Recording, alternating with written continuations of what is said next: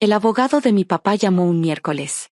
Yo estaba en el trabajo, revisando expedientes en el despacho de lesiones personales donde llevaba 3 años trabajando como asistente legal. El mensaje de voz fue breve. Habla Howard Chen, de Chen y Asociados. Estoy manejando la sucesión de su padre. Por favor, devuélvame la llamada para programar la lectura del testamento. Mi papá llevaba 8 meses muerto. Un derrame cerebral. Tenía 62 años. Greg había sido su esposo durante 9 años. Mi padrastro, aunque nunca lo llamé así en su cara. Solo Greg. Siempre Greg. Devolví la llamada durante mi hora de comida. Su padre dejó instrucciones específicas, me dijo el señor Chen. El testamento debe leerse con todos los beneficiarios presentes. ¿Puede venir a mi oficina el próximo martes a las 2? ¿Quién más estará ahí? Hubo una pausa. Solo usted y Gregory Wells. El cónyuge de su padre. Solo nosotros. No la hermana de mi papá.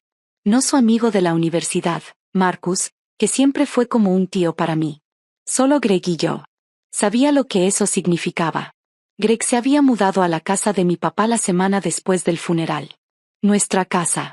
La casa donde crecí, donde mi papá me crió solo después de que mi mamá murió cuando yo tenía 7 años. Greg vendió su departamento, empacó sus cosas y se instaló en el dormitorio de mi papá como si lo hubiera estado planeando desde hacía años. Tal vez sí. Yo todavía tenía mi llave.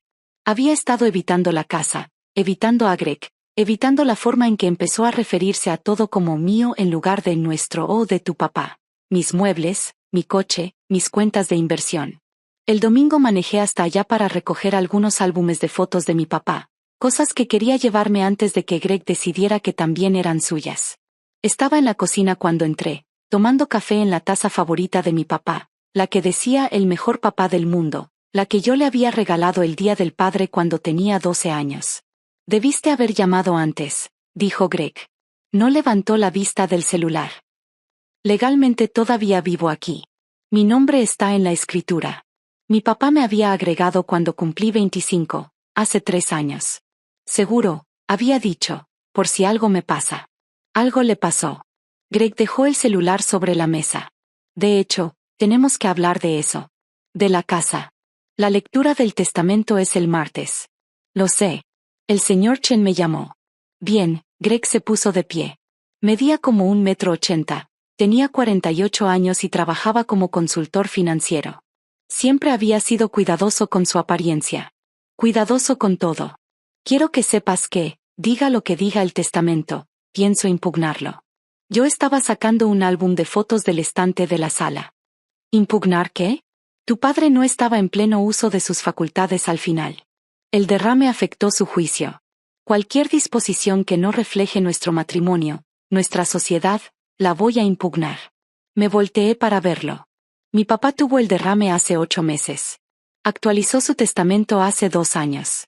El señor Chen me lo dijo por teléfono. La mandíbula de Greg se tensó. Tu padre y yo hablamos de nuestros planes patrimoniales. Todo debía ser propiedad mancomunada. Así funciona el matrimonio. No en este estado. No sin documentación específica.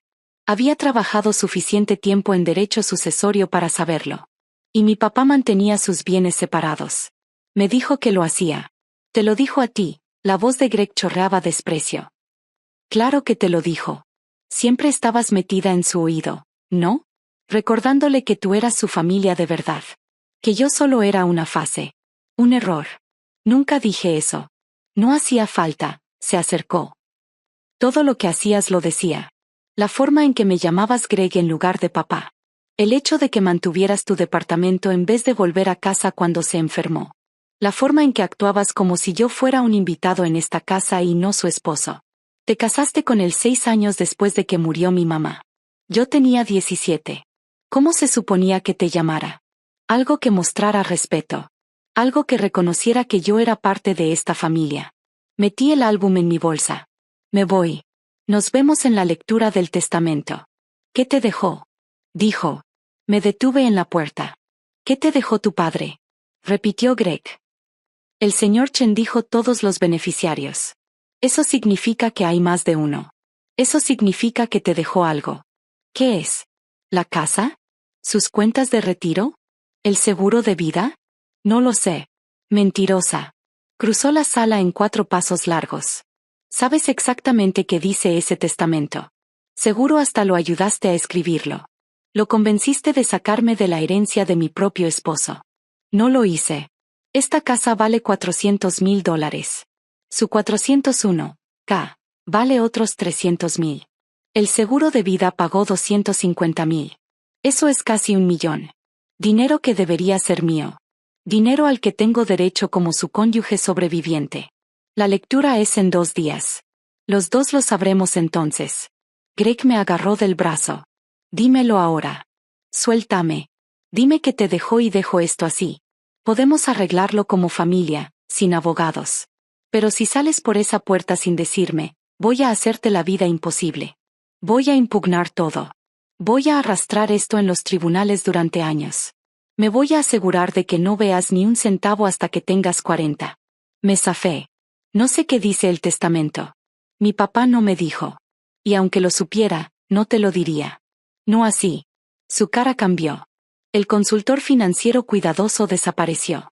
En su lugar apareció algo más feo. Algo que quizás siempre había estado ahí, escondido bajo las camisas planchadas y las cenas educadas. Eres una pequeña consentida, dijo en voz baja. ¿Crees que mereces su dinero solo porque eres su hija biológica? ¿Porque llegaste primero? Yo cuidé de él. Yo lo atendí después del derrame. Yo le tomé la mano cuando murió. ¿Dónde estabas tú? Estaba en el hospital. ¿Cuándo? ¿2 horas? Apareciste 2 horas al final y luego te fuiste. Yo estuve ahí semanas, meses. Yo me gané ese dinero. Me gané esta casa. Y no me la vas a quitar. Me giré hacia la puerta. No la puerta principal, él la estaba bloqueando, sino la puerta corrediza de vidrio que daba al patio. Mi papá la había instalado 2 años antes. Le encantaba. Ventanales de piso a techo que dejaban entrar muchísima luz natural. No te atrevas a irte, dijo Greg. Seguí caminando. Dije que no te vayas. Sentí sus manos en mi espalda. Las 2 palmas planas entre los omóplatos. Un empujón fuerte. Tropecé hacia adelante, estirando los brazos para detenerme. Mis manos golpearon primero el vidrio, luego mi cara, y después todo el peso de mi cuerpo siguió. La puerta explotó. Esa es la única palabra. No se cuarteó. No se rompió. Explotó en 1000 pedazos. Tal vez 10,000. Vidrio por todas partes. En mis manos, en mi cabello, cortando mi camisa, mi piel, mi espalda. Caí en el patio, boca abajo, con vidrio debajo de mí, encima de mí, por todos lados. Intenté respirar, pero mis pulmones no respondían. Todo dolía. Todo estaba mojado. Sangre. Muchísima sangre. Escuché a Greg detrás de mí. Oh, caminaste directo contra la puerta. No estabas poniendo atención. Eso fue lo que pasó. No podía mover la cabeza. No podía hablar. Presioné la mano contra el concreto e intenté levantarme. Mi palma resbaló en sangre. La mía. Voy a llamar al 911, dijo Greg. Les voy a decir que caminaste contra la puerta de vidrio. Que no estabas viendo por dónde ibas. Tienes que respaldarme en eso. ¿Entendiste? Si les dices otra cosa, me voy a asegurar de que no recibas ni un centavo de ese testamento. Lo escuché por teléfono. Escuché que daba la dirección. Escuché que decía accidente, que caminó directo contra el vidrio y que hay muchísima sangre. Mi celular estaba en el bolsillo trasero, probablemente destrozado, pero logré sacarlo. La pantalla estaba rota, pero todavía funcionaba. Abrí la cámara. Tomé una foto de la puerta destruida, del vidrio por todos lados, de mi sangre en el patio. Greg estaba a unos 3 metros, de espaldas, todavía hablando con el 911. Luego tomé fotos de mis manos llenas de cortadas, de mis brazos, de mis piernas. No podía ver mi espalda, pero la sentía. Docenas de heridas, tal vez cientos. Algunas profundas, otras superficiales. Todas sangrando.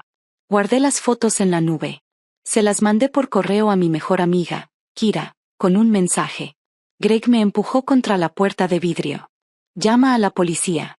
Luego me dejé caer otra vez sobre el concreto y cerré los ojos. Los paramédicos llegaron en 6 minutos. Lo sé porque Kira me lo contó después. Ella también había llamado al 911. Les dijo que no fue un accidente. Les dijo que enviaran a la policía también. 2 oficiales llegaron mientras los paramédicos me subían a la ambulancia. Alcancé a escuchar a Greg hablando con ellos. Ella simplemente caminó directo contra el vidrio. No sé qué estaba pensando. Tal vez estaba en el celular. Uno de los oficiales miró la puerta, la forma en que el vidrio se había roto hacia afuera, esparcido por el patio. Miró la ropa limpia de Greg, sus manos sin una sola herida. Luego me miró a mí, cubierta de sangre y fragmentos de vidrio. Tendremos que tomarle declaración en el hospital, dijo el oficial. En urgencias, me cortaron la camisa. Una enfermera soltó un jadeo.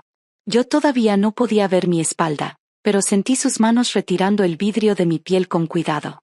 Pedazo por pedazo. Había muchísimos. El doctor Martínez entró. Médico de urgencias, unos 40 años, ojos cansados y manos firmes. Voy a ser directo contigo, dijo. Tu espalda está gravemente lacerada. Vamos a necesitar mínimo 70, quizá 80 puntos. Algunas cortadas son lo suficientemente profundas como para requerir sutura por capas, músculo, tejido subcutáneo y piel. Esto va a tomar varias horas.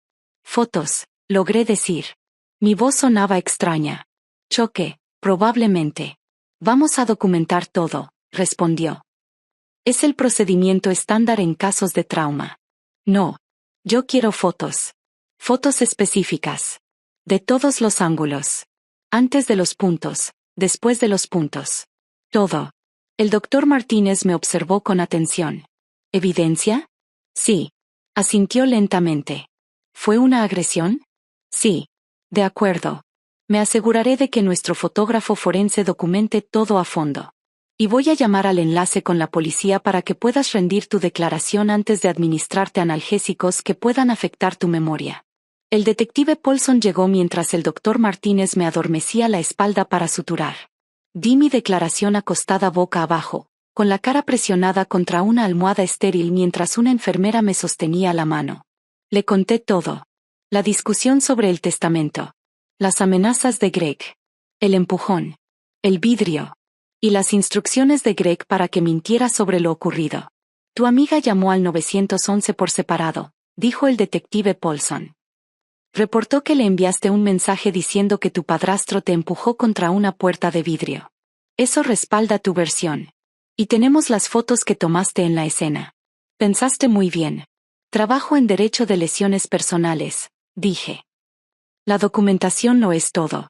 La puerta era de vidrio corredizo, no de vidrio templado de seguridad, añadió. Eso es una violación al código de construcción, y también explica por qué el vidrio se rompió en fragmentos grandes en lugar de pequeños cubos.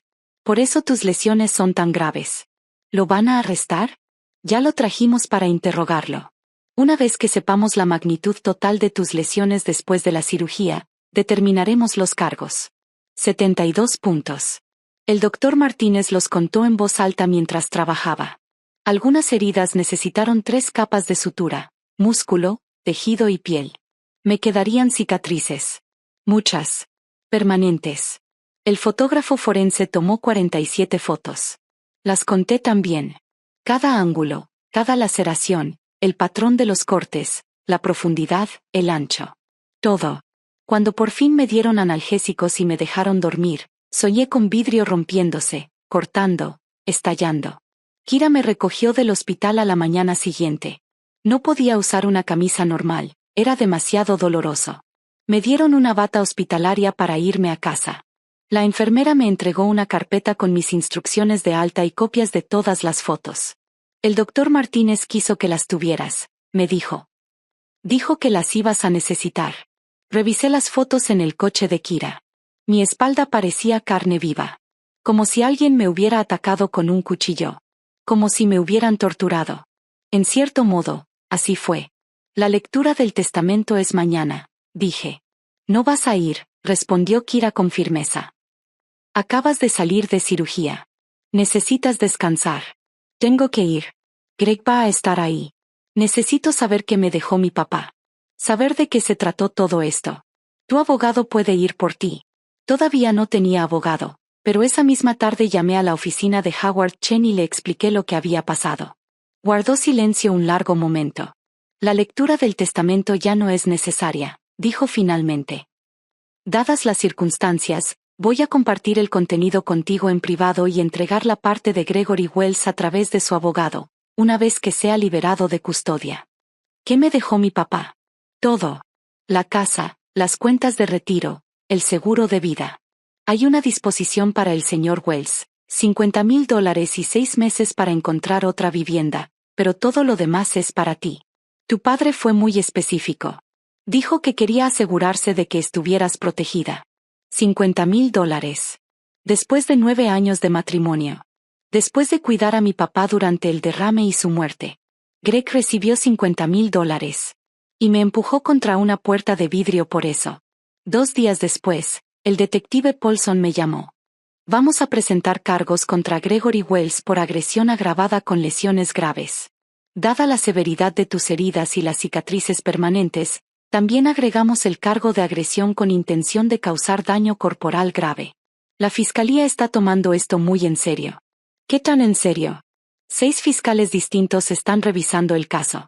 Uno por cada cargo, además de especialistas en violencia doméstica, delitos financieros relacionados con la disputa de la herencia y abuso de adulto mayor en relación con el patrimonio de tu padre. Es un caso complejo. El señor Wells se enfrenta entre 5 y 15 años si es declarado culpable. 6 fiscales. Todo porque Greg quería dinero que no era suyo. Todo porque mencioné una lectura de testamento. El juicio ocurrió 4 meses después. Testifiqué usando una blusa sin espalda, de pie, dándole la espalda al jurado. Dejé que vieran las 72 cicatrices. Que las contaran si querían. El abogado de Greg intentó decir que fue un accidente, que yo caminé contra la puerta, que Greg trató de detenerme. Entonces la fiscalía mostró las fotos que yo había tomado. El vidrio roto hacia afuera. Greg a 3 metros de distancia, su ropa limpia, sus manos intactas. Mostraron mi mensaje a Kira, enviado segundos después. Con hora registrada. Guardado en la nube. Imposible de alterar. Mostraron las fotos del hospital. Las 47. El doctor Martínez testificó sobre la fuerza necesaria para empujar a alguien a través de una puerta con la violencia suficiente para causar heridas así. El jurado deliberó 3 horas. Culpable en todos los cargos. El juez lo sentenció a 12 años. Greg miró al frente mientras leían la sentencia. Nunca me miró. Nunca se disculpó. Heredé todo. La casa, el dinero, el coche de mi papá, sus libros, su taza de café. Vendí la casa. No podía vivir ahí. No podía pasar por ese patio sin ver la sangre. Mi sangre. Usé parte del dinero para abrir mi propio despacho jurídico. Derecho de lesiones personales.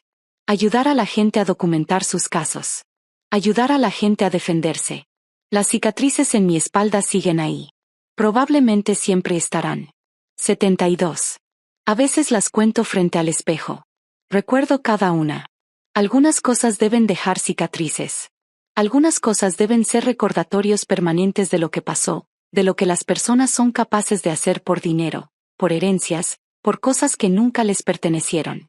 Greg será elegible para libertad condicional en 8 años. Yo estaré en esa audiencia. Con mis fotos. Con mis cicatrices. Asegurándome de que cumpla cada día que se ganó.